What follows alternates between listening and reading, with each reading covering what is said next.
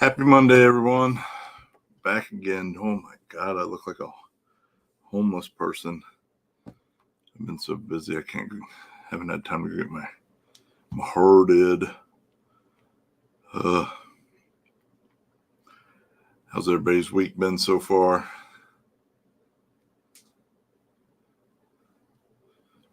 Tommy, how's it going? Man, I stayed home last weekend, or this past weekend rather. Worked on that Raggedy Blazer a little bit, and then had some adulting to do. But so there's no, at least for me, there's nothing to report here racing. But so instead of that, I got my good friend Lonnie Diers coming on to talk to everybody about transmissions. Yep, Monday fun day. You got that right. It was today has been awfully Monday-ish, Monday. You know, try to always just not even worry about it. You know what I mean? Just let it be another day and not get caught up in the it's Monday. But some Mondays are just Mondays, and this has been one of them. Dan, how you doing? So saw some good some posts and some good action around the country this weekend. Dig or die. Oof. Team Denver. They're just they're hard to beat down there, man. I didn't get to see any footage from that, but I saw the post and I saw the finish line footage. Jeez. Crazy. Gabe, how's it going, brother? How are you? Brian, what do you know? E's and B's, what's up, brother? Dude, I am absolutely in love with that thing. Yep. I don't know if anybody saw it on my personal page, but I haven't played video games in a couple years, but when I did, Fallout was like probably my all-time favorite video game of all time. Like, I love that game. I still love that game. I can't afford the time to play it. It takes a lot of time to play. But with the Netflix or Amazon Prime coming out with the series that was also, I thought was awesome, non-racing nerd stuff, got me fired back up about it. And so I had a commission a guy to make me a helmet, a buddy of mine, and he just did an amazing job. I love that thing. Bud, how you doing? I bet, man. It wasn't really hot here, but it rained this morning, so humidity has been ugh. I mean, it was sticky to begin with, but then it rained this morning, and I'll tell you what. So I can't either. I can't believe it's almost here. We're just 2 weekends away from Uncaged. Ugh. This is like anxiety overdrive for me, answering a million questions, trying to get all these last minute details taken care of. I always feel like I'm so far behind on everything. It always works out in the end, but anxiety is like level 5,000 right now. But yeah, so my man Tony did an amazing job on that helmet, and I'm just, I don't know, I gotta do some little videos or something on it, man. I posted up some pictures, but it doesn't do it justice. The thing is awesome. Oh yeah, man, absolutely. I love sci-fi. I love sci-fi and horror movies and video games. Like I said, I just don't have time to play video games anymore. With the economy the way it is, I decided not to do lock-in this year for Uncaged. Last year, you know, because the rule is when we do lock-ins, I had a few people that dropped out, and there's no refunds unless we got all 100 spots filled. And because the pot has to be the pot. And we only ended up having 98 spots filled, and we had one person drop out, and they were kind of bummed that they didn't get a refund on their deposit. And I can understand that. And with the economy the way it is, I just didn't want to have to deal with that again. So conversations are the same as last year. So we'll see, but it's been a weird season for everyone, like car count and everything, with the way the economy is. And it always is during election year. But I'm pretty positive we're going to have a good time. I'm pretty positive we're going to have a good car count. Like I said, based on I'm still having a ton of conversations and answering a ton of questions. I mean, I have had a ton of people try to send me lock-ins, but like I said, just with the way the economy is, money's already tight, and for someone to break and us not reach 100 cars and not be able to give them their deposit back, I'd feel pretty bad. So this year we're not doing it, and hopefully we get some new blood in the White House and the economy turns back around next year, and then we can do some more. We can do lock-ins, and I can be able to answer that question. You know what I mean? But yeah, it's gonna be a great time. I mean, I don't think we'll be far off from last year. More plus or minus. I don't think we will be, and it's going to be, shrinking it down, eliminating some classes, so that we can make sure that we definitely have room for second chance small tire. We'll just keep the action moving after second round.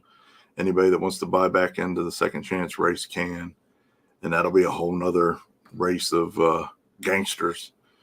So basically it's going to be 2 amazing small tire races in one evening. Not to mention all the gangsters from all over the country for stick shift and hard tire. My God, hard tire this year is just hard tire has evolved in 2024 like small tire did last year. It's absolutely amazing, and I can't wait to see what happens, who shows up, and how fast everybody's going to go this year. But anyhow, we'll have I'll do all that next week. We'll get everything next sorted out for next week, and all the details and updates for Uncaged. Hard tires amazingly fast. Those guys and gals are not too on the backside. Some of them are not too far off of small tire. It's pretty amazing. So it's going to be a great time. Always is, always has been. I mean, Uncaged, outside the 1 year we got rained out, Uncaged is never disappointed, knock on wood. So either way, no matter what happens, I know we're going to have a great time. But we got you guys are climbing in. I got my man Lonnie waiting here, so let's get him in here. And everybody do me a favor and share this live feed real quick so we can get as many people on here as possible. Anybody interested in learning about high performance transmissions, any questions you might have for Lonnie, or anything you may want to know about how to upgrade your program, that's what Lonnie's here to do, is answer all those questions for you guys and gals today. So without any further ado, let me bring my man on. What's up, brother? How you doing? Anything I get away with, man. You just can't get away with anything these days. Oh man, no, you can't. Well, we were just having that conversation before I came on here. I've kind of had a frustrating year where I feel like I've been doing everything absolutely, like crossing every T, dotting every I, doing everything I can the right way, the best way possible. Yet I still keep it'll blow up in your face, man. there's been so many turds in my punch bowl this year that I don't know. In a previous life, I suppose I deserve it, so I would just keep taking it. But I'm gonna keep scooping them out. But that's how it is for me getting a car down at a racetrack this year too. So I mean, I've got you actually brought back a nightmare. The last time we brought the green car to Uncaged was the rain year. So yeah, it ended up being a pretty rough day for us. We got to go home early. So, but oh, dude, that was so horrible. I can't believe how much it poured in that short amount of time. It was like I'd never seen anything like that, to be honest. It was amazing. We were loading up and got soaked. I mean, we already had car and trailer, and I mean, before we could get the doors closed, it was unbelievable how much rain actually went down. And like you said, a short amount of time. It was like 15, 20 minutes tops, but yeah, it was all the rain in Ohio. Yes. Right there on the track. It was crazy. All the rain, Ohio, some in Kentucky and Indiana too. It was man. It rained hard. But that's the last time we were there with the green car. So yeah, it does. Thank you. What's up, Mr. Goatee? How are you doing, buddy? Yeah, I'm about ready. I'm gonna send down to SAS and talk to him about some things. Uh-oh. Hey, how are you, young lady? So yeah, man. Well, for those that aren't real familiar with you, why don't you go ahead and introduce yourself and give them a little bit of backstory about Mr. Lonnie and Extreme Automatics. Yeah, name's Lonnie Diers, owner of Extreme Automatics that I opened up as an official business in about 2001, and we started building high performance racing transmissions, and in 2012 we started manufacturing automatic transmission parts. So I mean, that's what we do. I mean, only do transmissions. Years ago, we did cars and everything. We don't do anything like that. It's all automatic transmission related now. That's it.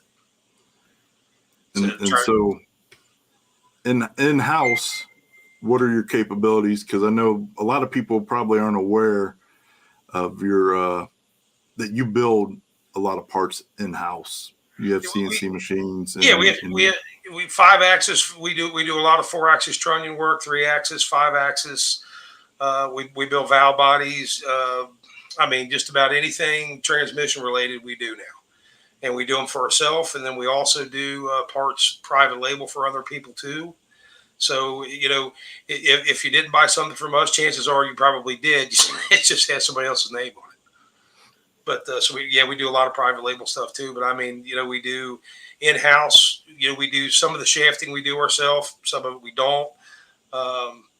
But like I said, your valve bodies, controls, things like that we do. And we do a lot of innovative stuff too. And one thing we've worked on for about 3 years, which we're about a month away, is we're actually doing a shifter now as well. So it's we're kind of excited about that. We're still probably about a month away before the shifter is completed, but it's pretty slick.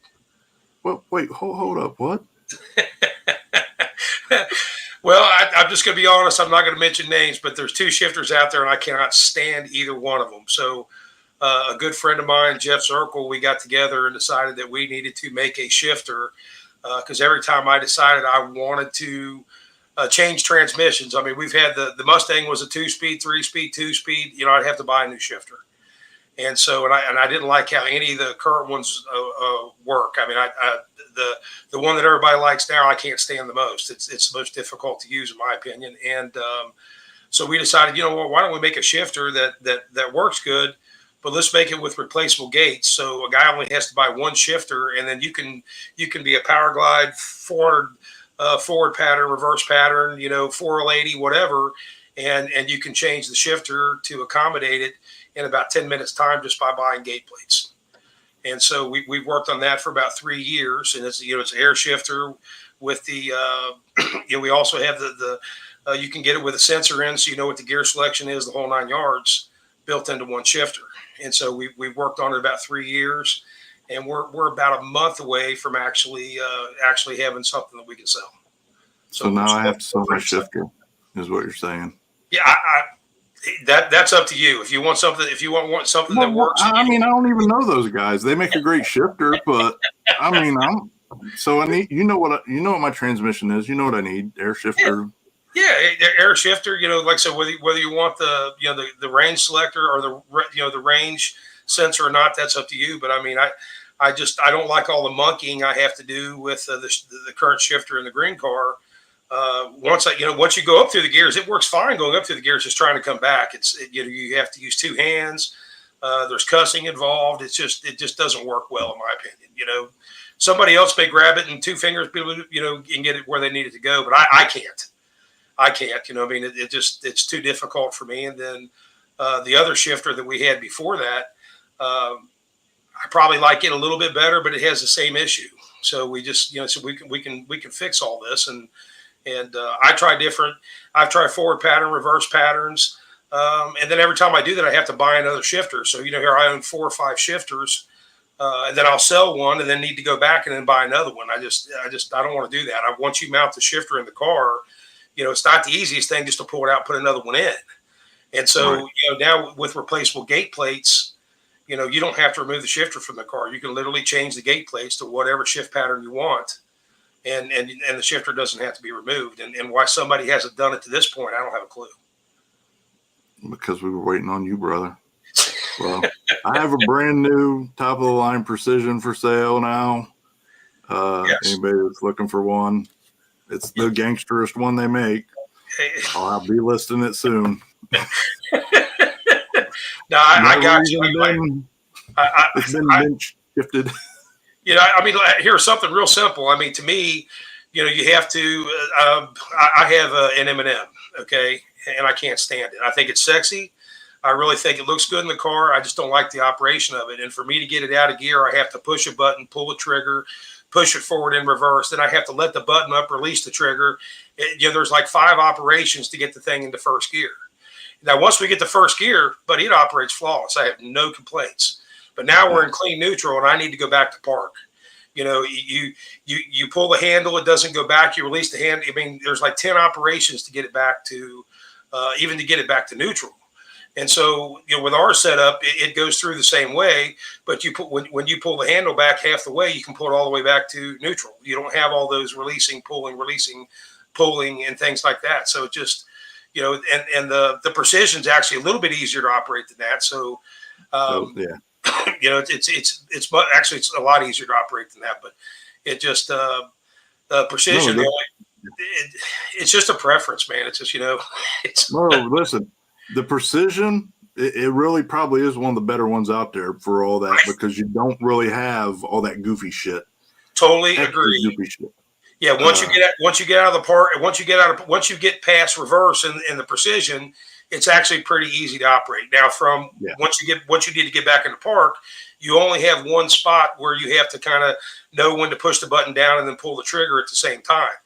But why do we even need it there? Why can't we go out of park into reverse with just and you know what I mean by the trigger shifter? When you're grabbing it with your hand versus pushing the button and then having to pull the trigger. And with the other shifter, I mean, you have to push the button, pull the trigger, do the hokey pokey, turn yourself around, and I don't care for that. The shifter works flawless. Got nothing bad to say about it. I think it's probably one of the sexiest shifters out there. I just don't. The operation I think is too difficult. Yeah, no, everything can always be improved. Like I said, I mean, I already know you. I trust you. No questions asked. Put me on the list. It'll either I'll have a really sexy shifter or like I said, if it does, that's the other thing too, is we don't have to reinvent the entire shifter to change the gate plate to make it work easier because the shifters, it's assembled as one piece and then the gate plates remove and bolt on. So if we needed to make a change to it, it's just a matter of removing 2 gate plates and remachining the gate plates till we get it right, till we get it, to where it's perfect.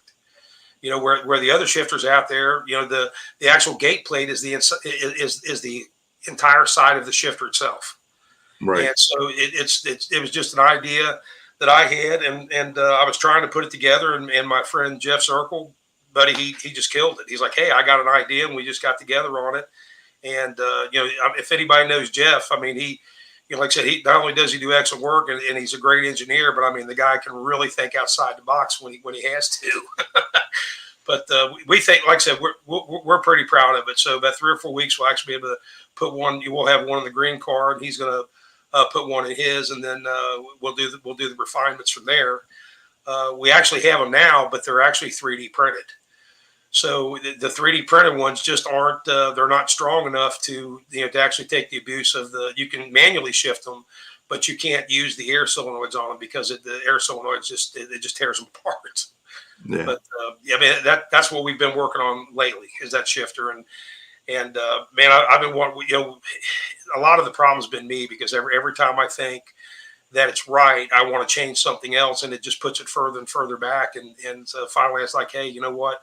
We can't. It's a shifter. We can't make it any more perfect than we think we already have. So it's time to stop talking about it and just get it done. So we're really close to making that happen. I'm excited, man. Like I said, you already know what my transmission is. You already know what I need. Build it how you want. Build it how you want it, and tell me how much. Yeah, I got you. Yeah. So I'll be making a post for my precision. It's been bench shifted. That's it. It's brand new. It's hey, buddy, after you get rid of yours, I've got like a couple of those and some of the other ones.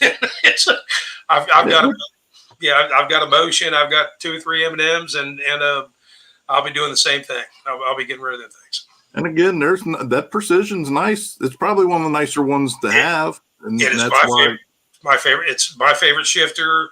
It just depends on what you're looking for. And unfortunately, my cousin Justin, it's rubbed off on me. I got to have a little sex factor on stuff, And so I like the operation. I do think the precision is the overall better shifter. I think the M&M is probably the sexiest shifter. And I'm just going to keep my opinion to myself on the motion shifter. But they all work. They all work fine. Yeah. So yeah. Well, there you guys have it. There's the new place for shifters as well. Don't even think about any of the other guys. Oh yeah, it'll surprise me if anybody. Like I said, it's pretty slick. Like I wish I was a little more computer savvy. I'd actually put a picture of it up. I'm not a real big computer guy, so I don't know how to get it from my phone up here. Well, text me one. I can get it. I can put it up. Oh, you put it up? Yeah, text me a picture of it. I can do it. Get this done here. Chris, did you know about that? I just learned about this. Did you know about this before me, Chris? Yeah, he's seen it. Oh, this is some bullshit. You and I are gonna have a phone call after this, sir. I had to run on my mouth about it for about 2 years, and we had. I wanted to shut up because I had so many people that are calling me up now. There we go. That are calling me. Man, said, hey, when are you going to have that shifter? When are you going to have that shifter? I thought, man, you know what? I should have shut up because, I every time somebody asks me, I'm going to have it in 2 or 3 months. But, I mean, realistically, we're there. Well, stuff like that. People don't realize to make a good product, it takes a long time. And just when you think you've figured everything out is when you're like 10% of the way there. Exactly. You have to put something together to figure out what doesn't work that you didn't think about, Yeah, I think you got it. I think this is the 480 version. I just texted. And we had. I'm just waiting for it to come through. Then I got to email it to myself real quick so I can. Yeah, got it. Like I said, we're pretty proud of it. So it's. We think just being able to replace the gates is a nice concept. I'm getting sick and tired of buying shifters. I know other people have to too. Oh yeah, no. I mean, if you essentially, so you're saying you can buy one housing and swap the guts out, and you're good to go. Buddy, when you get the picture of it, you'll see exactly what I'm talking about. Yeah. There's actually 2 plates on the side, which are the gate plates, and you remove 3 screws, you replace both sides, and you put it back together, you're done. And you can pick any pattern you want. Power glide, forward, reverse pattern, the 3-speed forward, reverse pattern, 480 forward, reverse pattern, clean neutral patterns. And, I mean, you literally can convert the shifter to a different pattern. I'm going to say 5 minutes. Nice. No changing cables, no changing hardware. Like I said, shifter is mounted in car, stays in car. No, that's awesome because that is stuff that happens. I don't know what the heck's taking so long here. Pretty sure let me make sure I sent it. Says I did. I'm sure it's coming.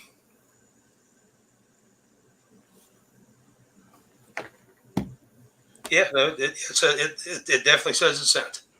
Yeah, I'm sure it's coming. So while we're waiting for that, we'll let's talk to us about transmissions. What do you want to do, man? They're painted behind it. Well, let's start with what I know you don't work on all types. So what types do you work on, and what do you do to them, or what can you do to them?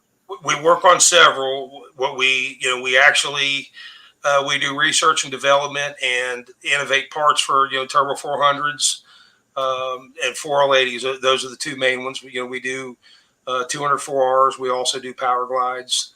Not as much innovation on a power glide as we do on a turbo 400. Just it's you can't be you can be a jack of all trades and a master of none. But we've really put our time into innovation and making the turbo 400.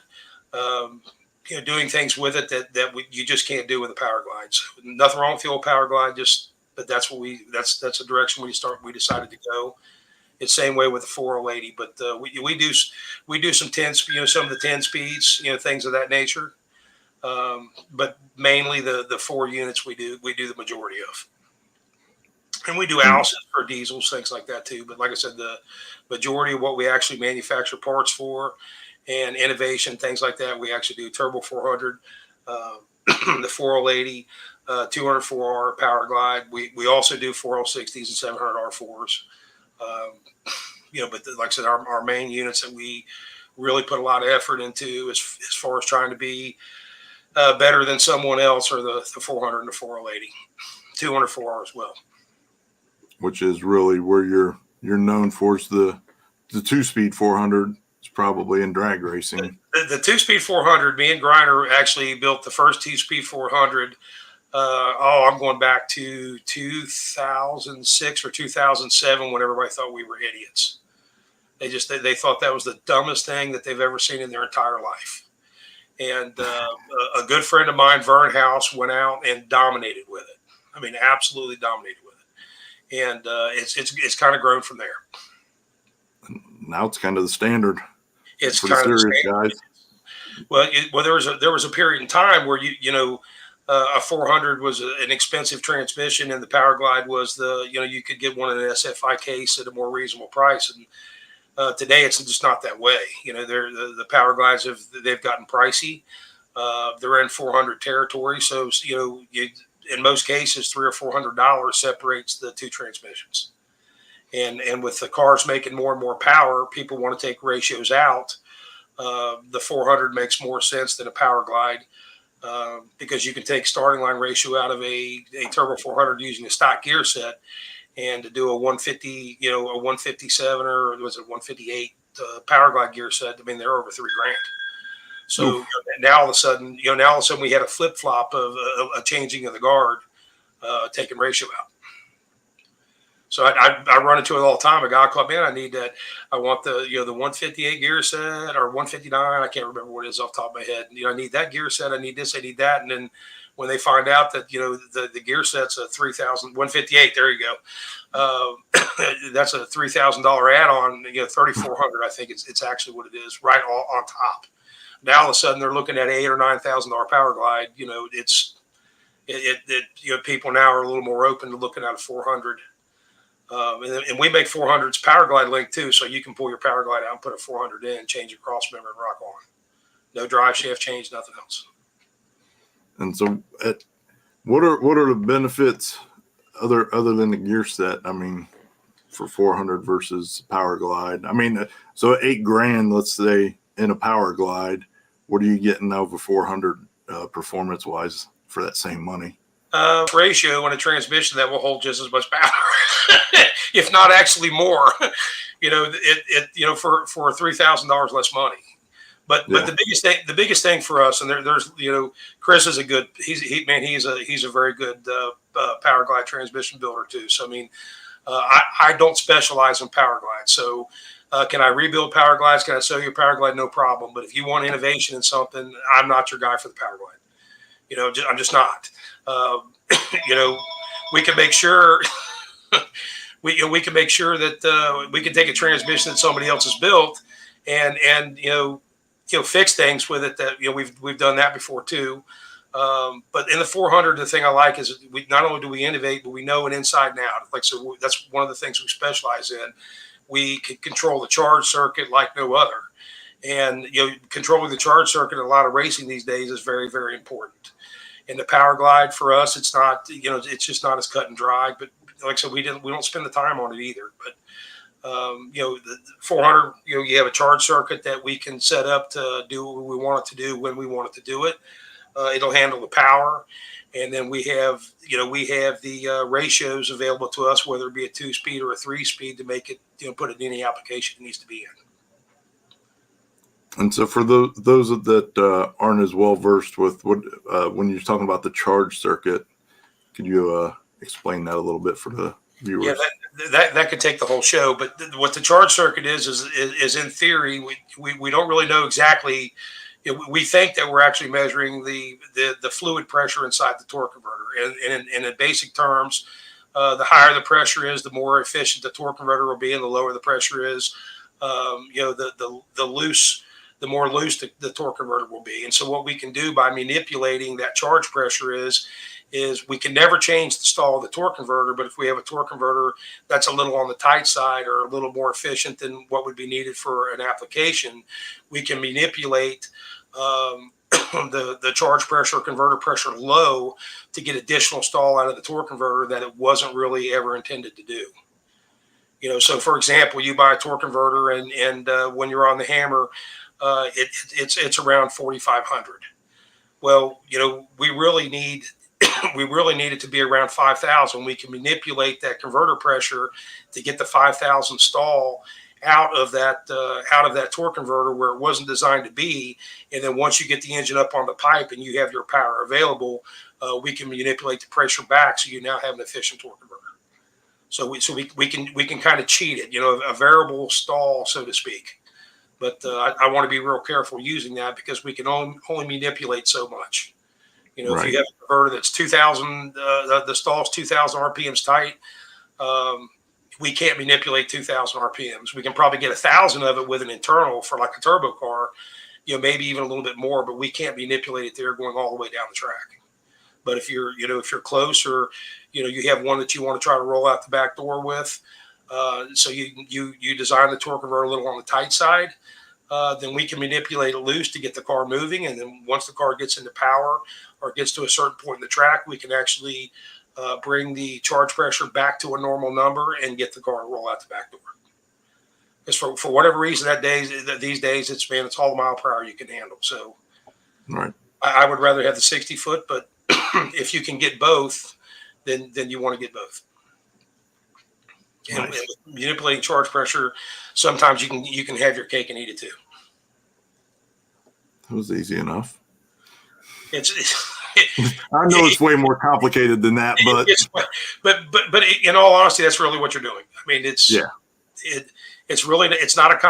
not real complicated, but I mean, to get into how you do it and everything else, right. Like we couldn't do it in this show and every Monday for the next month.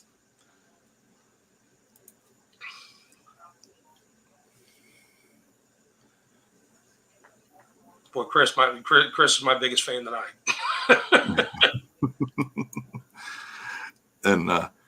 And so what's you got the shifter coming, but what other parts do you make in house? I mean, you got we do valve bodies. We do we do valve bodies for the 400 to 480. I have a power glide valve body that I've got tons and tons of time in that I've never made the first one because my machine stays so busy making what we make, I can't get to it. But we're hoping to stop talking about getting the power glide valve body out and actually get it done this year. We make adjustable servos for a Turbo 400. We make adjustable servos for 480. We make pump wear plates. We do stator shafts. We make 204R forward drums. We make overdrive planet, overdrive ring gear, 204R forward drum shafts. I mean, we do a lot. Clutch spacers. We do a lot. And for anybody, ExtremeAutomatics.com, brother. They're in stock. They're right. I just posted the link, so click the link and it'll take you to all the contact info. You can email or call during business hours, and Lonnie and his staff will get you taken care of. Do not be afraid. You do not need to call to see if we have something. If it is on the website, it is in stock. It is in stock. If it's not on the website, it's not in stock. We get 10, 12 phone calls a day with guys saying, "Hey, look, I'm going to order this. Do you actually have one?" Yes, we do. I guess there's people don't keep up with their inventory, but I don't like phone calls, so I don't want to have to discuss with someone why they paid to get a trainer. You paid for a valve body and had to wait 5 days for us to ship it. Can I help you?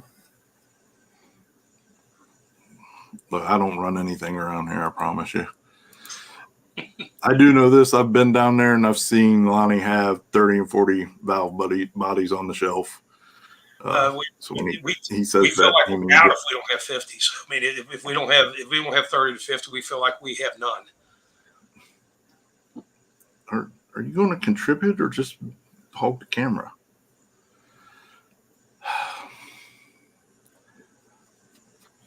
But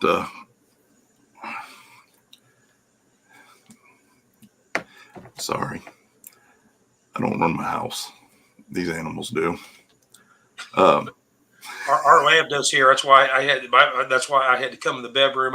I hate using my cell phone to do this. So I have to come in the bedroom to use a computer, but I have to close the door, or the lab will be in the background, licking the back of my head. And she's not going to have no part of not aggravating the heck out of me. So yeah. And so a person can buy a part from you and have their local person install it, or they can send you their transmission. Yeah, but we do like I said, we sell a lot of our, like I said, we do a lot of private label stuff, and we sell a lot of the product to other shops. And so I mean, yeah, you can have your guy do it. It doesn't have to be done by us, or you can have us do it. I mean, it's so we there's other builders out there that are really good builders. We're not the only builders in the country, and there's some really talented builders out there. So we like to think we're pretty good at what we do, but we realize there's other companies out there that are good at what they do. So yeah, if you have your transmission guy and you're comfortable with him, and you want him to do your work, if we make it, he can install it. And if he has questions, we have no problem supporting the product either. So you can still buy the product and use your guy. It doesn't have to be us. But they also can send you their transmission. Absolutely. Anywhere in the country, they can ship it to you or drop it off. Absolutely. We build transmissions, I can't even tell you how many countries, Australia, Europe, Germany. We've actually sent, before all the stuff's going on, we've actually sent some to Russia, Middle East, Dubai. I mean, we ship transmissions all over the world. Dude, seriously, beat it.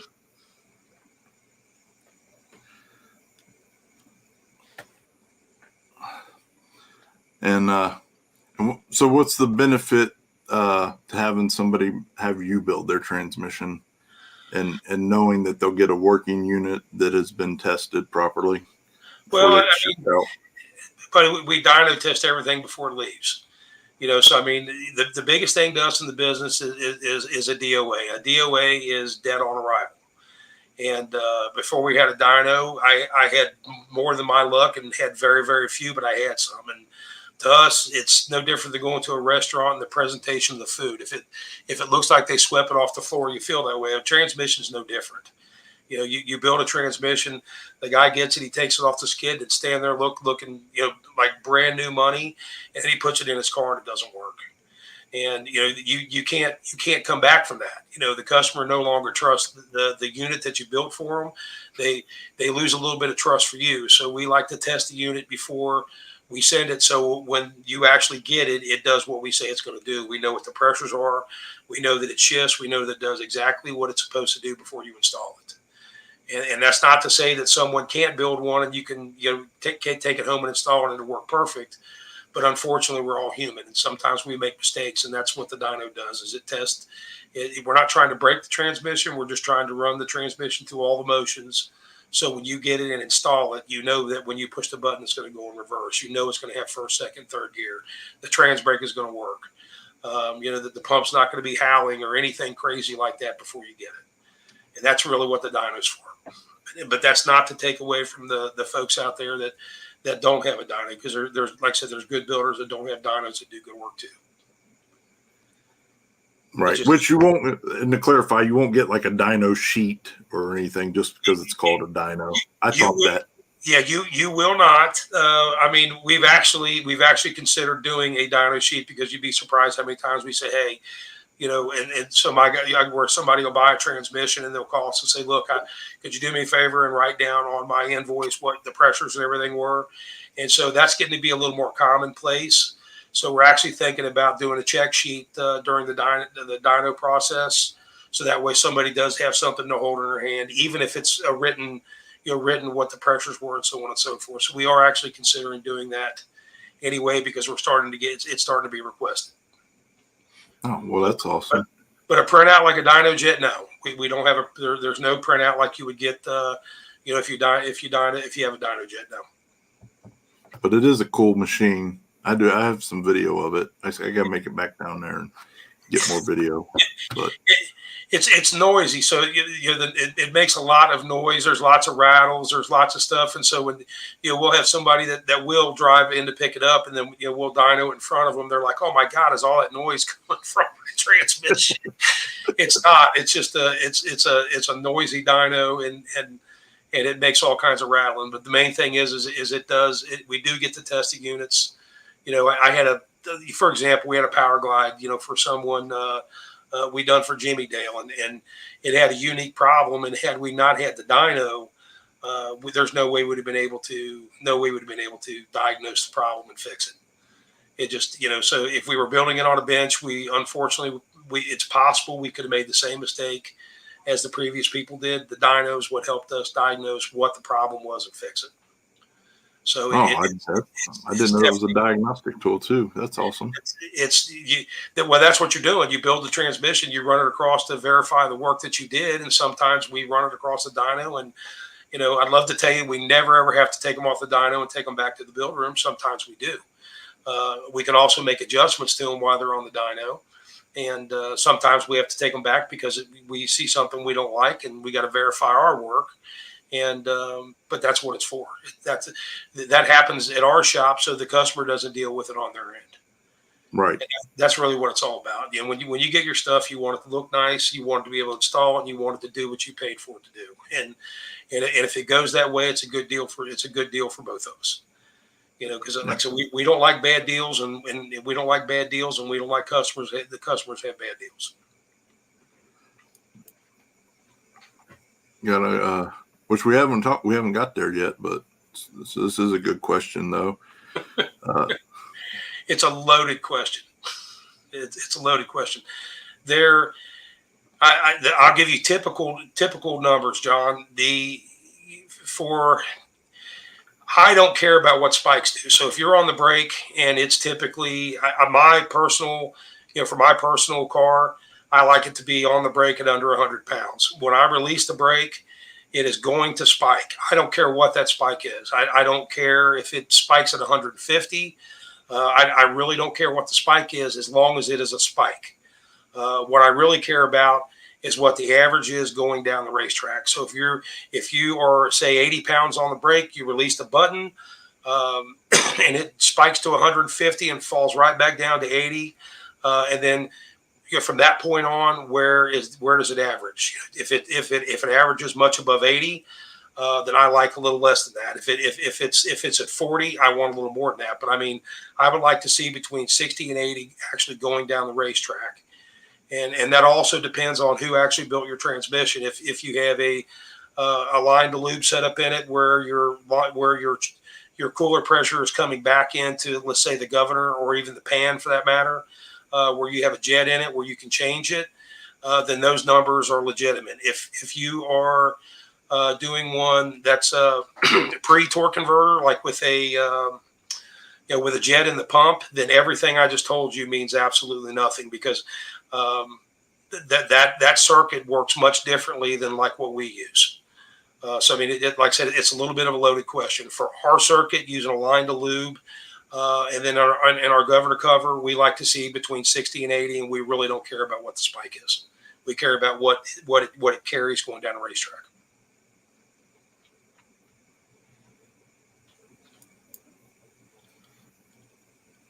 And is that across most transmissions, or is that specifically like 400?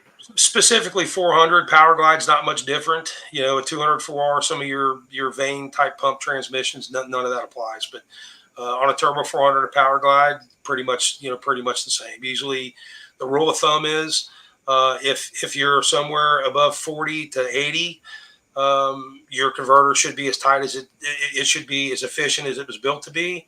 If you're below 40, it's probably not as efficient as it could be.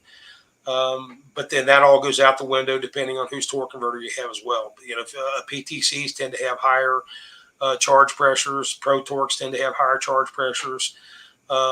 Circle Ds typically tend to be somewhere in the middle. The Circle D will have a little more spike with a little less actual charge pressure going down the racetrack. So your torque converter plays a role too. So I mean, the main thing is what your data tells you. You know, if it says it's 80 pounds and your data tells your converter slipping 20%, there's nothing you can do to fix that. You have to have the converter tightened up. That's all there is to it, and vice versa. You know, and vice versa. If you're at 30 pounds and your converter seems loose, it more than likely probably is. Then you work on trying to get your charge back into that window. And like I said, personally, myself, with the charge circuit we use, I like to try to keep it under 80 pounds, between 60 and 80, somewhere in that ballpark. Nice. So, but I tell you, the main thing is I don't care who tells you what. If you have 80 pounds of charge pressure and you're in high gear, okay, and you have 20% slip, you need a restall on your torque converter. I don't put up with anything else. I mean, I've had guys call me up. Well, my converter guy says, I need to do this, need to do that. No, you don't. You got 80 pounds of charge pressure. You're in high gear. You're headed towards a stripe. You have 20% slip. Your converter is too loose. Don't wear your transmission guy out because your converter is too loose. I get that one. I get that one at least 2 times a week. I'm scrolling back because there was a couple of questions I missed here earlier. One of them was converter brand. Do you recommend? Man, I tell you, I run Circle D in my car, and I really like that airfoil stator that they have. And it's the reason I like it is I like a lot of flash. I like to keep the RPMs high, and I don't like pulling on the engine. I like a real soft couple, and man, the Circle D does a really good job at that. But there's other guys out there too. Mike up at Mike Turner does a good job too. I have the Circle D. I started with them, and we went through some research and development, and so I feel.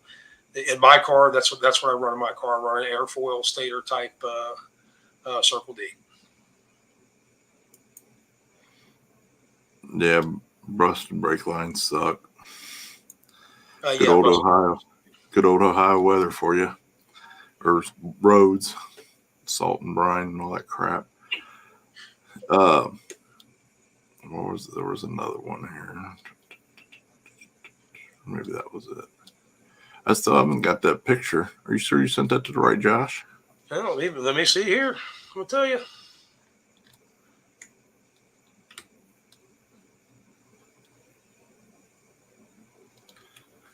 Yeah. Let's try it again. See here. What the heck? See, I don't know what the. let's try it again.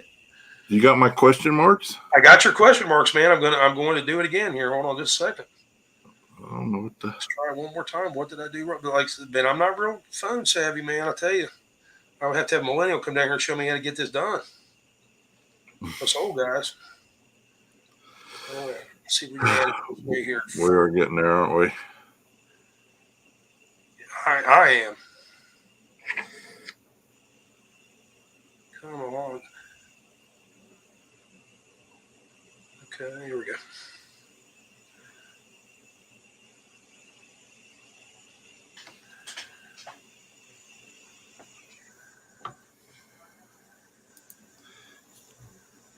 Where are you?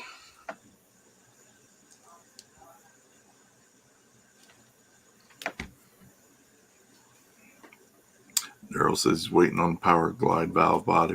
He just talked about that. Yes, I have kicked more tires. I mean, I got nobody to blame with the power glide valve body, guys. I whipped myself completely under the bus on that one. Yeah, maybe it's maybe my cell phone service got hacked. Can't get pictures. I don't know. Yeah, I just said it again. Here, Oh, there it came through this time. you get it? Yeah. Oh yeah. But I need it black and green though. Black and green. But that's the color we're going to start out with. I don't know about that. It'll probably be all black. It just when we were rendering the photo, that's the colors we came up with rendering it, just so we could actually. No, your colors are black and red. I'll represent. I'm just talking shit. No, but we're going to try to do colors too. Right now, we actually have to have a shifter. I've got Jason down at 10 Soldiers is asked me 100 times, man, when are you going to have the shifter? Because they know I've been full of shit about it for 2 years. Well, I mean, you got a lot going on, and it takes a lot to do that stuff. And oh, it does. I mean, it's unbelievable. You know, the most people think when you manufacture something, you just take it and you throw it in the machine and you push a button and it falls out. And man, it really does not work that way. Well, it does, but like 30 times. Yeah. Well, no, you first of all, you have to have the concept and figure it out. And then you have to draw it. Then once you draw it, the real work begins. You have to figure out how you're going to hold it, then how you're going to machine it, you know, and then once you machine it, you can't do just one. So you have to do multiple of them. So, you know, it's nothing to have, you can have 500 or 600 hours before you ever get the first part. You can have 500-600 hours involved before you ever get the actual first part. Thousands of dollars. I mean, it's really crazy. Yeah, and then you did a bunch of stuff wrong that you didn't know that you did wrong because you didn't have the knowledge. Oh yeah. No, we've had to scrap. I remember making 20. My first 20 valve bodies I had to throw in the garbage. The very first 20 I made, but basically the red plate on that shifter, those 3 screws. You remove those 3 screws and the red plate on both sides removed from the shifter, and you put whatever gate you want to on it. 3 screws, you put it back together, and there you go. Nice. Yeah. And then like I said, you can have it with it's air. You can have it with no air. Also with a range selector, so you can hook it up to tell what gear the transmission's in. Again, it's optional, but like I said, we're pretty proud of it. We'll see what everybody else thinks about it. You shouldn't be. I like it. I like how simple it is. Like it doesn't look complicated either.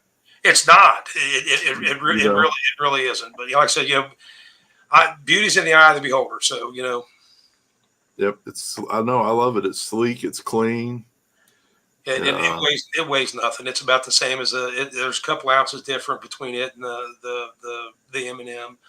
But the way it operates, like I said, the way it operates is what we're the most proud of, and the fact that we can do R&D with different transmissions in the race car and not have to remove the shifter and buy another one.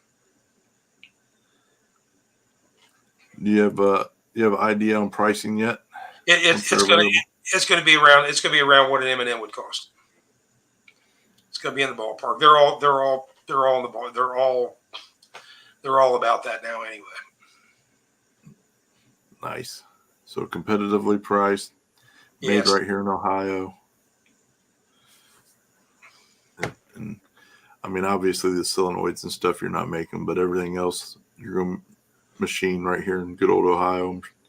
correct. It's like the range sensor. We get those from Brandon Dollar, and Parker actually makes the air solenoid for us. I mean, the connector. It'll come with a at the very bottom. You can see there's an electrical connector. That there's for the neutral safety. That's for the neutral safety. So that connector. I have no idea where its origin comes from. I think we got that from Digi. I want to say it's DigiKey or something like that. But it's a Nice. screw-on connector for the. Oh, mine's already about to be for sale. I'm about to box it right back up. You might as well do the same thing. Like I said, we're pretty proud of. We thought it was pretty good innovation. So we'll just have to see. Well, like I said, when people get it in their hands, they either like it or they don't. That's how I roll. No, I love it. I love it. I don't see. Like I said, a couple of things for me is I like stuff that's simple and it looks simple to operate, which is huge. It is simple. If you guys have shifters from the position it's sitting in right now to move it into reverse, you don't have to push the button down and squeeze the handle at the same time. It'll move into the reverse position just by using the trigger, and the trigger being the handle that sticks up in front of it. So you'll have one squeeze, and it'll go into reverse. And then from that position there, to get into your forward gears, you'll have to push the button and squeeze the trigger. Come on, phone. Turn phone off here. But you'll have to squeeze the button and the trigger to get into the next gear. And from there, it's pushing and pulling. So it works just like the Precision does, and just like the M&M does. You push it forward, and it locks, unlocks, and gets ready to go into the next gear. But the biggest thing is coming back to the first gear or the neutral position. You'll be able to if you take the trigger and you pull it in the middle, it will come straight back into the neutral position versus having to squeeze, release, push button, squeeze, pull, jerk, yank, get upset, which is what I'm doing now. I just don't like that operation. I don't. Oh yeah, no, for sure. And the Precision is somewhere in the middle. Like I said, I think operation wise, I think the Precision probably operates the smoothest of what's out there right now. Yeah, no, I agree. But like I said, I need one, and so is everybody else watching. We sure hope so. So, like I said, I'm going to do. We're doing a run of 100, so we're going all in. We have to.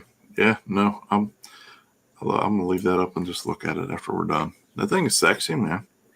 I think it is. Like I said, we've tried to think of some other things. When we first started doing it, we thought, man, do you want to see the mechanism? How like the Precision and the other shifters, you can actually see the locating pin through the side. And man, I don't know, I didn't really like that. I didn't really like it. I wanted it to be enclosed, but I didn't want anything to be able to get in there. And because, like I said, they all have their problems, and we hope that we covered any of the issues we see with the other shifters with this one. Yeah, no, I like it, man. I think it's, like I said, I like it's just to look at it. It's clean. It doesn't have all the extra stuff aesthetically the other ones do. Then you're right. Like to see the pin and stuff is. I don't really. Yeah, I don't like a skeleton. Like I said, it weighs about it's about 2 or 3 ounces heavier, and I promise you, there are guys that there say, 3 ounces. I don't. It's too heavy for me. But we just wanted. Like I said, they all have some issues. We think we've corrected it with this one. Like that same shifter can be the cable can exit forward, it connects it backwards. So I mean, you whatever configuration you can dream up, you can actually do with that shifter. But the biggest feature to me is once it's installed in the car, if you decide you want to go from a Power Glide to a 400 or a 402 speed or a 700R4 or a 4080, you literally can convert that shifter with changing no cables or anything else just by removing the red side plate and installing two plates, which can be done in about 5 minutes because the other plate is threaded on the other side. So you literally remove 3 screws, pull 2 plates out, put 2 plates back in, install 3 screws. That's awesome. Yeah, the other shifter that's out there now, you have to send it back into the manufacturer and they can convert it. I don't know. I don't know what the cost is to do it, but I don't want to send nothing anywhere. If I can change it what's set in my car, then I want to change it what's set. Heck yeah, especially 5 minutes. Exactly. It's why I like bolt together converters. I don't want brown sugar UPS for people who know who brown sugar is. I don't want them touching my stuff for 2 weeks while I'm trying to get it restalled. I'll pay the juice and restall it myself. I can still be running up down the racetrack while I'm waiting on my other stator to come. Yeah, no, I agree. That's an awesome feature, man. So, yeah, see, there you go, Sean. Keep your eye out. I'm sure he'll be making posts. Oh, we can't. Yeah, we can't wait. We're really excited about it. You say next 30 days? Yeah, I mean, next 30 days we will have. There will be one in the green car because, like I said, the gate plates. The gate plates we have to verify that we have the correct pattern in those because we're actually verifying that now with 3D printed models, which that's a rendering. But I mean, we actually have operating shifters in 3D that were 3D printed. Nice. And, we just can't put air to them because they fall apart. I mean, they'll only make about 2 shifts before they blow apart. But we feel pretty confident we're dead on. So nice. And you'll be machining everything in house. Everything but about 3 parts. There's 3 parts that we just can't do. Little sheet metal brake part. Yeah, the sheet metal, like the sides are sheet aluminum, so those will be laser cut, and then the bottom part we decided to go with stainless versus aluminum on the side covers. The stuff like that we're doing in stainless, and we're going to do it like that picture there. It's all not powder coated but anodized, but the bottom part of it we decided to do in stainless, and so it's probably going to be polished stainless. I don't know how well that'll go over, but the first ones we do will be polished. Well, I know some guys that got laser. You know them too. Yes, I do. And brake. Yes. But they did not have, when I had those parts made, that's how long this has been going on. This shifter project really, truly started 3 years ago. Yeah. Well, it takes time and you're busy. I'm excited. I'm going to need one pretty quick though. But buddy, like I promise you, I'll get you one. How close are you to getting your car running? Are you anywhere in the ballpark? No comment. I'll call you later. I got one. I can't get out of the garage, man. I can't get the Buick out of the garage. I have been working on it. I just don't want to jinx myself by saying how long. And then I decided to move the radiator to the back. And who knew? I did not know how big and how expensive a project that was going to be. Who knew you would need almost $2,000 in AN fittings and hoses and stuff to do that?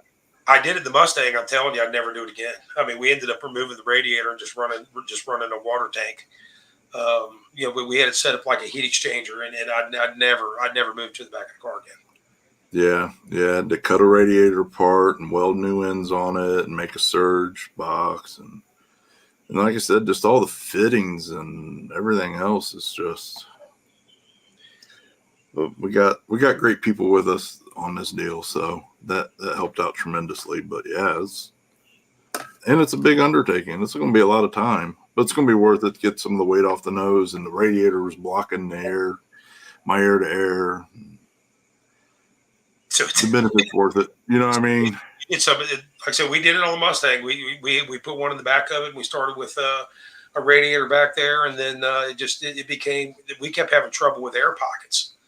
I mean, how in the world do you take a 50-gallon per minute water pump and you get an air pocket in the radiator? But we would get one, and Yeah. so we removed it and never looked back. Just started Nice. running out of a reservoir, and but of course, not having the radiator, we did have a cooling system, but it running anything street, we couldn't make a 25-mile drive with it. So. Did you have surge tank? Yeah, we have yes, we have a surge tank, but what we did is when I originally did it, I mounted it horizontal underneath the back of the trunk with electric fan and the whole 9 yards. And how in the world I would get a air pocket in that radiator, I have no clue, but we would. You would think it would. You would think, like I said, that we was running one of the Mazier 50 or 60 gallon, I think it was 50, 55 gallon per minute pumps, and it would not squeeze the air out of the radiator. Yeah. And so it'd get an air pocket, and the car would just, if we were driving it would just overheat. And so I just took it off, and we ran water to and from the water tank, and we used a fan to actually cool it down. It actually worked pretty good, but it disqualified us from running anything in any of the street classes that required a cooling system. If we didn't have a radiator, we couldn't run it. So, but we didn't want it. That wasn't what we put the car together to do anyway. So yeah, it didn't really matter. Yeah. Well, hopefully I don't have any of those issues. But most people don't. Most people don't. It's just my luck, Well, listen, we could talk about that just my luck comment all day long too. But I can't complain, man. Sometimes I have sometimes I have good luck, sometimes I don't. I have more good luck than I have bad. But man, when I have bad luck, it's bad luck. Same. It's rough. Same. Did you try vacuum filling it? I did not. I did not do it. I got aggravated with it twice, and then it came off the car. So I mean, I should have spent a little more time with it, and because other people do it. I mean, other people do it. We see it. It just didn't. It aggravated me a couple times, and then I thought, we're not doing any street driving stuff anyway. And in all honesty, I have no interest in driving one of my. I don't even want to drive my hot rods anymore. So I have no interest in street driving anything but my truck. And so I thought, you know what? I don't need a radiator on anyway. I don't want to drive this thing anywhere. Yeah. It's too hard on the car. Biggest thing I was told was make sure the surge tank is above the motor and the radiator. I definitely did not do that. Yeah, my surge tank is probably a foot above my engine. Well, see, there you go. I did not do that at all. Didn't do that at all. I actually had a 5-gallon reservoir, and the surge tank sat alongside of the reservoir, and I would still push water out of that thing onto the track. I mean, just when I took it off, it worked for me because we weren't going to street drive it anyway. So yeah. So there was no need to fight it, and we weren't going to street drive it. So, but no, I didn't give it a fair chance. Like I said, I gave up on it pretty easy. Be like that. Well, if you're, small tire car, you don't need to drive it. Why argue with it? Focus on other things. Well, because the crazy part is the Mustang really was a street car. For all intents and purposes, it was a street car, but it wasn't. It looked like a street car. You could make short drives in it, but could you go race street class with it? If there was a drive required, no, you weren't racing no street classes with it because especially if the drive was over about 5 miles, it just couldn't keep it cool. Couldn't keep enough methanol. It was a methanol car too, so you couldn't keep enough methanol to go anywhere. No way you'd make a 25-mile drive. I can tell you that. So it really wasn't a street car, so we didn't belong running street classes with it anyway. So we took it off and never looked back. No. Anybody got any other transmission-related questions or shifter-related questions? I'm sure you're going to get a whole bunch of messages now for shifter people getting in line. But listen, I'm in line first. Well, second. I got you. But yours may not be in front of Lonnie, but Chris, I'm in front of you, pal. Yeah, yours may not be anodized because we're going to put it together and actually test the real thing before we actually do anodizing. So that's all right. Yeah, but I I like shiny stuff, man. I'm not the black guy, so I mean, I'm fine with. I don't like black stuff. I'm done with it. I like polish and bling, and Yeah.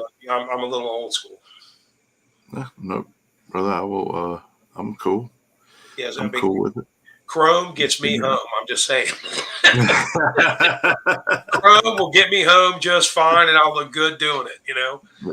The aluminum wheels on the green car, they're chrome. They're aluminum. They're chrome aluminum. So Yeah, that's yeah, what he's saying. The first batch probably won't get anodized, but the rest of them will. yeah. So you just have to wait for the next batch. Yeah, Sean, our intention is to do them in black and actually offer some colors. But the first 5 that we put together, we have there's cars they're going to go in, so we can. The shifter itself is tested. It's the gate plates that we want to test the gate plates before we actually machine the gate plates. So the first 4 or 5 that we do will not be anodized. They'll be aluminum. There'll be aluminum finish. But we do intend to offer them in flat black, and then we're going to try to add some colors because I like bling. So I know other people out there do too.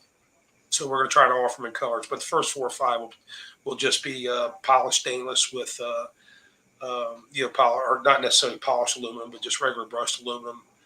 Look, not hot shifters we actually plan to sell, but ones that we're going to test. After that, black was what we're going to do.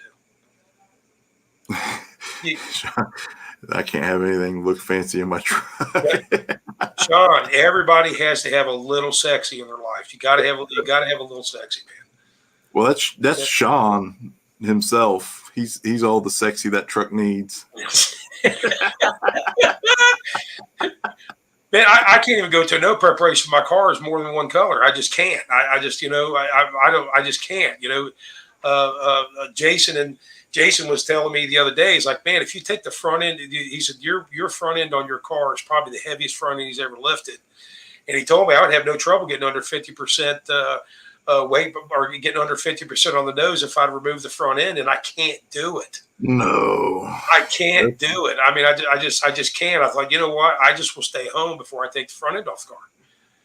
I mean, I agree with what he's saying, but the car is too sexy. It has to be the complete package. Yeah, I work on it. Like I said, I work on it, just like everybody else does. I'm pretty proud of it, and I just can't. It's just one of those cars. If you take the front end off of it, nobody really knows what the hell it is. Nobody knows what it is. It's a 70 GSX. It's a rare car to begin with. So I just like for it to look sexy. Yeah, no, the paint job rubbed off of me. The paint job and the graphics are just beautiful on the nose.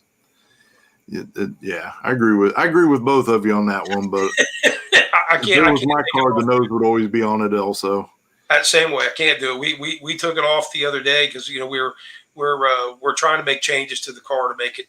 I never really intended to. When I sold the Mustang, it changed the whole dynamic. So I have to do some no prep racing because I really intended to class race the car, which is what the car is really truly. It's a much better class car than it is a no prep car, but I can't seem to get away from no prep, so I have to do some no prep racing with it. We're going to try to be ready. We're trying to beat your race as well, and but so we had to change the weight bias on it and make some changes to it. And the front end's pretty heavy, so I could save adding weight to adding a bunch of weight to the car if I remove the front end. So I take it outside. We take it outside the shop and pull the front end off of it. So I'm trying to talk myself into, yes, I can do this. I can run it with it. Can't do it. I just can't do it, man. I spend an hour walking around saying, yeah, well, I think I'll be all right. Other people do it. And I was like, yeah, no, it's not me. I can't do it. I got to put the front end back on it. So no, I agree with your brother on that one. You can't leave the nose off of it. It's you just can't. Like I said, it will still be a good looking car, and the engine and all the fab work under the hood looks gorgeous. But it's not going to be. It's a 10 as a complete unit. Yes, but with the nose off of it, it's not a 10. Yeah, I tell you what, though, my boys over at TSR, boy, they killed the piping and stuff on the car. Like I said, we went to a single turbo. They did a great job. Yeah. So it still looks sexy but I just can't do it. The front end's got to stay on the car. Nope. Everybody agrees. Everybody agrees. Keep it on there. Yeah, I mean, there are some cars. Yeah, you could, it wouldn't make a difference, but man, that one, it won't be the car. It'll No, just be like, it's the only one I've never seen. In the Buick world, there are other cars out there, but as far as the races that most of us go to that aren't club races or Buick events, man, you just don't see them anywhere. And so if I take the front end off the car now, it's going to have to be a Chevelle or it's going to have to be a Pontiac or just people can't. It just makes the car harder to identify, and it's not me. So I can't do it. It's got to stay out. Nope, I agree, and it'll just blend in. Yes. It'll just blend in with everything else there. It'll have a cool shiny paint job on the body, but it won't stand out. Correct. What actually does stand out. Well, but not as much. No, not as much. No, it's crazy because I think there's only one other person I know of that no preps an A body. I think I've only seen one. I think I've seen a blue Chevelle maybe, but that's it. I mean, man, the A body is just about. Mark Mosier, Chicken Hawk. Okay, there you go. There's another one, but I mean, yeah, the A body is just about. It's rare you see A bodies anymore. You'll see them bracket racing occasionally, but I mean, as far as a no prep or even class racing for that, there's not many A bodies left. It's pretty much a Mustang dominated sport. I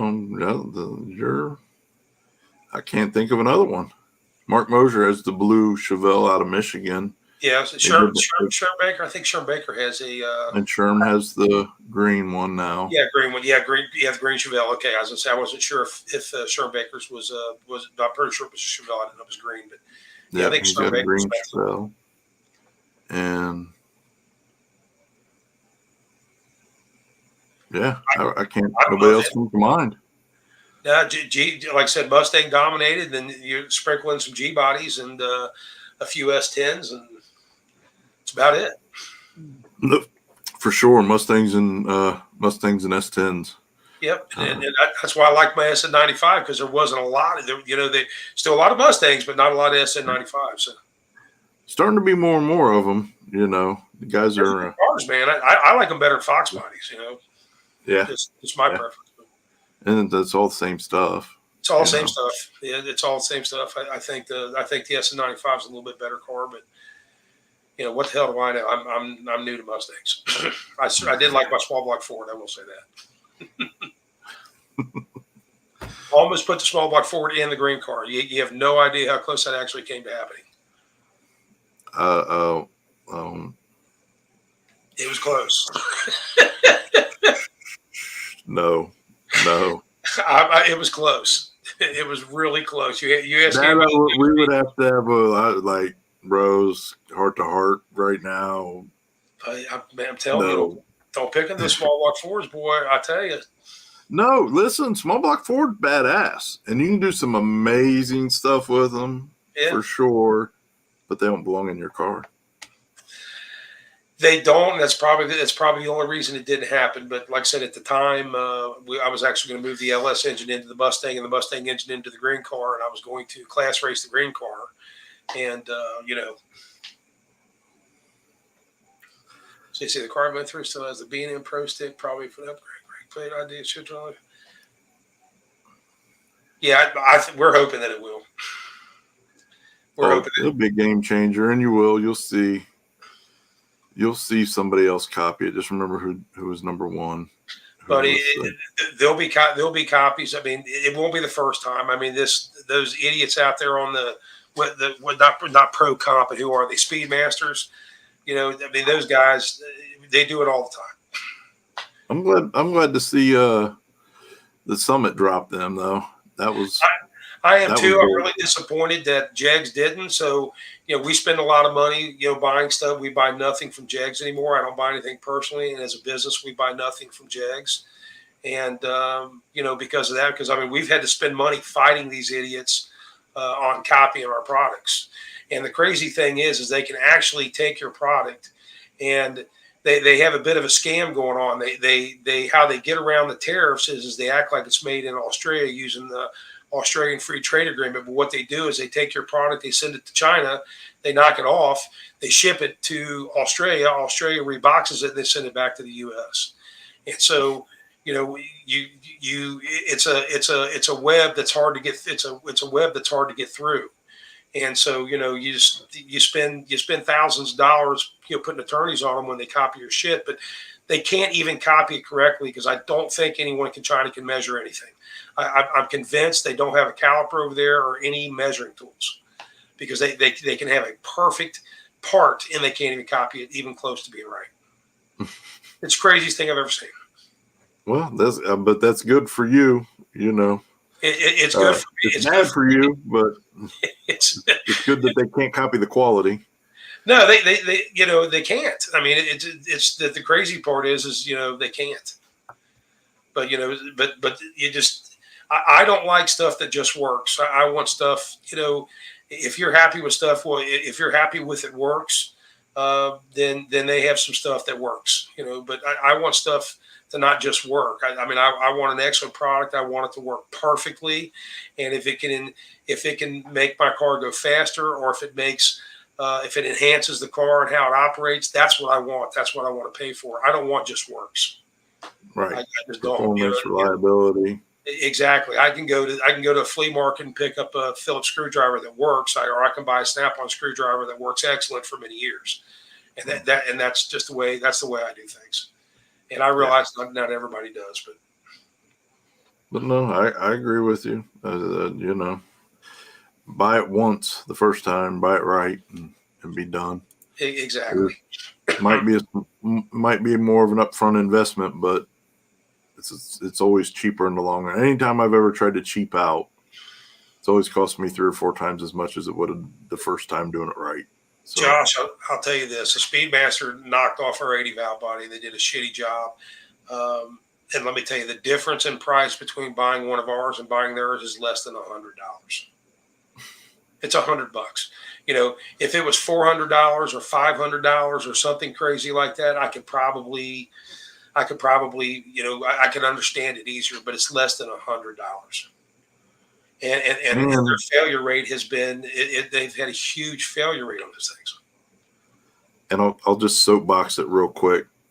It's a ripoff of an American-made product. It's exactly. In China. All of Lonnie's stuff, he makes right here in Ohio. In Amelia, not everything, but the stuff that he makes. Yes, but I can tell you where none of it's made. Yeah. You're supporting American companies that he's buying material from, American families that he employs, with the parts that they make and sell, and they're not shiesty thieves doing a shitty job of a horrible knockoff. Nah, I don't want business like that. Like I said, I want it to be a good deal. I want it to be a good deal for everybody. I want the customer to get value, and if it's a good deal, it's a good deal for both sides. It's not, just that we don't like bad deals. We don't like customers to have bad deals. Yeah, I agree. Yeah, that's right. But that's better than what I was saying earlier. Buy once, cry once. Because anytime I've tried to cheap out, the quality will be remembered long after the price is forgotten, and that is an absolute fact. I was told that many years ago, and it really, it's a true statement. Yeah, and unfortunately, I don't think Speedmaster will be leaving Jake since they're owned by a Chinese company now. No, they won't be going anywhere. I won't spend any money with them. I don't give a shit if I'll pay more before I do because, like I said, and I'm not the only one that's fallen victim to them. Many places in the transmission industry have fallen victim. The crazy part is that it never ever would have been brought to light had they not copied another business's logo. If they'd left the logo off of it and just said, China Transmissions, nobody would have cared. But they didn't. They actually copied the logo, and that's what started. That's actually what started, the big mess. But that's good that they made that mistake. They tried to pass it off as, instead of just being Speedmasters, they tried to pass it off as an American company's product, and it wasn't. And so that's what really, that's what moved things forward. It's like, there's other stuff going on behind the scenes. They have them removed from SEMA and, PRI and things like that, which they need to be removed from that, because there's a lot of businesses like myself who've been affected by what they do. And, will it happen? Who knows?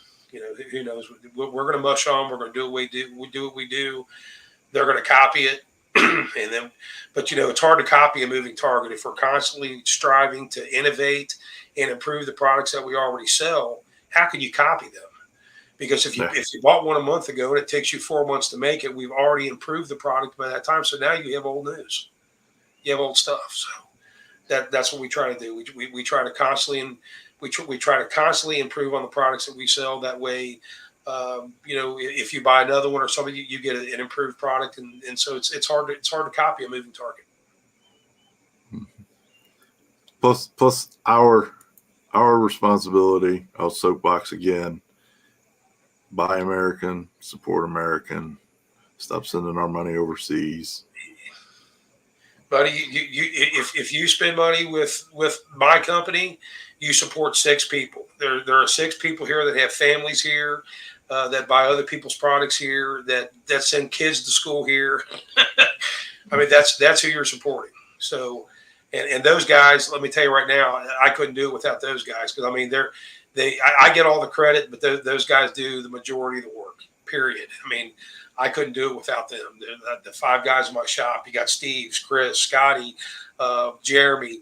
I call him Travis, but which I could never ever get his name right, but I call him Travis. But all those guys, man, and Ryan, can't forget Ryan. All those guys, man, they care about what we do, and I can't do it without them. I mean, just period. I can't. They're the heroes behind the scene. I'm the face and get probably more credit than I deserve, but those guys actually deserve the credit, because they're doing it every single day, and they care about it just as much as I do. I promise you they do. And this should still mean something, again, supporting American families, supporting the American economy. Yeah.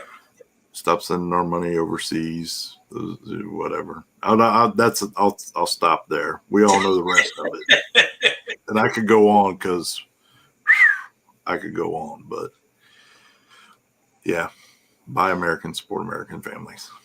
Exactly. And Tyler, if you happen to be watching, I did remember your name. I call you Travis so much I had to call you Travis. He worked for me for about 4 months, man. And every time I'd go in there, Travis, and his name's Tyler, and I would call him Travis. And it took me about 4 months to get his name right. So now if something goes wrong, I'll say, man, Tyler, what in the world happened? He'll say, Travis did it. Travis did it. So I had to say Travis just in case he might be watching. But now, seriously, man, those guys, they bust their behind for me, and everyone care about the place. They want to make sure they care just as much as I do, and that means a lot to me. And like I said, you buy something from us, you're supporting them, their families, their kids. Same as when we buy something from somebody else that's local too. We try to do business with people who do business with us too. So. That's awesome.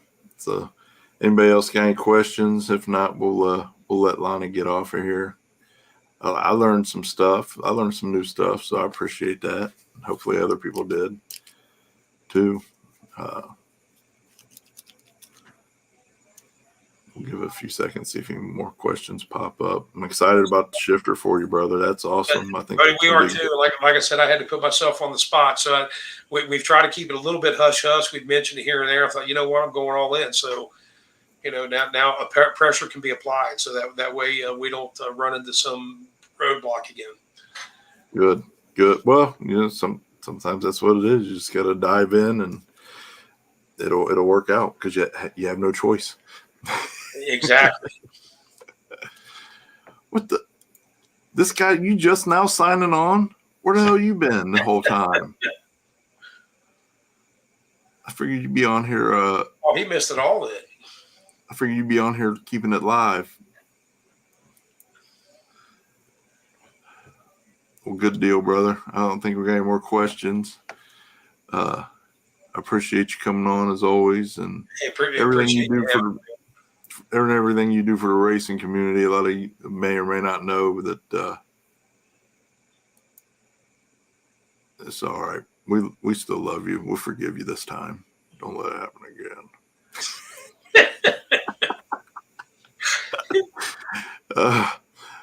But Lonnie supports a lot of stuff in the racing community as well.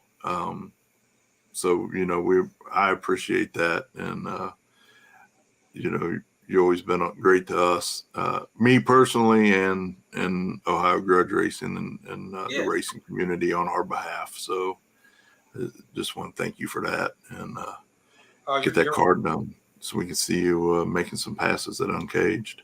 Buddy, we plan to be there. I mean, short of something happening, we're going to be there. Tell him work harder one time for me, please. Yeah, don't even get me started on the work harder, man. I tell you, sometimes I can. You already know, Josh. I can. we were on the phone for like an hour the other day talking about that. Yeah, he knows, but it is what it is. It is what it is, man. It is what it is. But I still, which he knows, I still work harder is a real thing. No, it's a real thing. I believe now we've come to a place where we have to have a middle ground, a stepping stone class per se. Totally agree. And the only thing I've ever argued, and I got to say it, okay, I don't care how hard you work, without money, a 5.3 is never going to be a twin turbo Hemi. It's never going to be. You can work 24/7, 7 days a week. There's no amount of work that will level the playing field if you have a 5.3 production style build and you've got to run twin turbo Hemis. No amount of work will get that done. I'm sorry. No, I agree with you on that. Money, and that's all. Not the work harder thing, really. Yeah, you do have to work at it. I mean, you have to work. Yeah, you have to work hard at it. But that was the only thing is that when all that was going on, people were acting like you could just work harder and no money was needed to be able to bridge that gap. And we all know that that's the stupidest thing anybody would ever say. And so if you say stupid shit, I cannot help myself to call you out on it. It's just who I am. So. No, I think when I was saying that stuff, people were taking out of context. Because then, work harder to figure out how to buy that twin turbo Hemi. If it truly means everything in the world to you, yes, as people are going to figure it out. Yes, it wasn't actually you. I actually knew where you were coming from. It was other people, but other people, you know how the internet is, man. They try to twist everything around. Yes, yes, I do. But we got Parabellum coming up, and I think that's going to be a good. I think it's going to be a good proving ground for this step up class per se. Yeah. And we're going to have some fun with it. Lonnie's one of the people I talk to about, what that class needs. And and I don't have a kart race in it. I just know I have customers that are there. You know what I mean? Like I said, I've been a class racer, so I'm used to having rules. And so it hit home for me because I realized that there needs to be something done. Will it work? I don't have any idea. You got to get the people to show up, man. They just got to come out. I think they will. Somebody else thought they would. Somebody else thought they would too. Yes. But I digress. I had nothing to do with that. I promise you. I knew you did. I just had to call you and give you shit. Well, because the week before I went on the live feed and I said all that same stuff. So I knew absolutely you had nothing to do with it. I was calling you to do this anyways. And I was like, man, I got to talk some shit. You had me think, man, I have told nobody.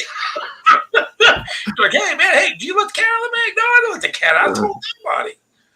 No, that was all everything that I said on the live feed, which it's whatever, man. It's fine. I had my moment. It just sucks when you do all the work and everything, and then somebody just real quick. But that's proof that it'll work, or that's proof that other people believe it'll work. So like I said, I hope it does. I hope they get a good turnout, and like I said, remains to be seen. No, we will. I know there's a lot of excitement around it. We're gonna have fun, So appreciate you coming on, brother. I'll talk to you soon, and we'll just leave on that one.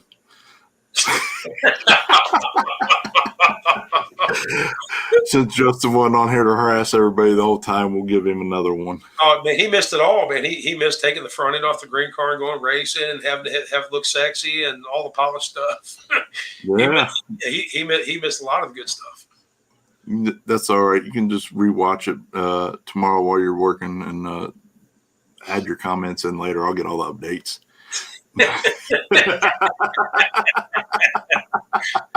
That was pretty much what everybody else said too. Yeah, exactly. I was never serious about doing it anyway. I did think about it, but I can't do it. But Nah. yeah, I just can't. But all right, my brother. Deal, bro. I'll talk to you. Thanks again, man. Appreciate you having me. No, anytime, man. Everybody have a great evening, and we'll talk to you next week. Thanks. See you. Bye.